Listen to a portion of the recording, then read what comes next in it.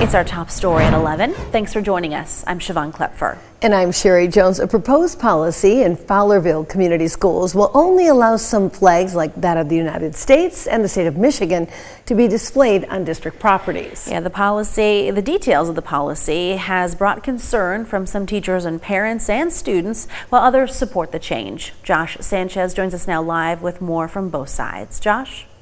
Sherry, Siobhan, the proposed policy is again in front of Fowlerville's Board of Education after it was introduced earlier this month. Now, while the policy says it's, quote, content neutral, students and parents I talked to say that there has to be more to it than that.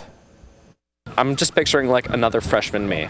If I didn't have like the same support I did, I don't know how it would have turned out. Gavin Sherritt recently graduated from Fowlerville Community Schools. As a gay person, they say the proposed policy seems like a wall built to keep out representation for students that identify as part of the LGBTQ community. The proposed policy on flags and displays says only the state and American flag can be displayed on district property. The policy also allows displays that are part of the approved curriculum, sports-related displays, and those representing colleges and universities and the military. It comes as other districts revisit their own similar policies. Heartland Consolidated Schools looked at barring any sign or poster showing any social or political causes unless it's part of a school lesson. Saginaw Public Schools viewed a similar policy last year with fewer restrictions. Some parents agree with Sherritt that there's an underlying reason for the proposal. It seemed to us very much that they were specifically targeting pride flags, anything rainbow. There's also concerns about how it's written and what it means for student clubs. Like my daughter, for example, at the high school, her art club wouldn't be able to post when their meetings are because that's not a checked box. Student organizations is not a checked box. But other parents aren't seeing it that way.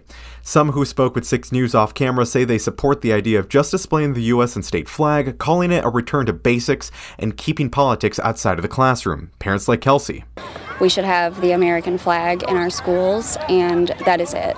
I pledge of allegiance in the morning, and no more flags, no politics for our young children. She says everything else can stay at home. Plain and simple, it's not up to the teacher. If they want to fly a pride flag in their home for their children, that's their own decision. But unfortunately, they come to a school where they're a teacher to lots of other parents' children, and it's not okay.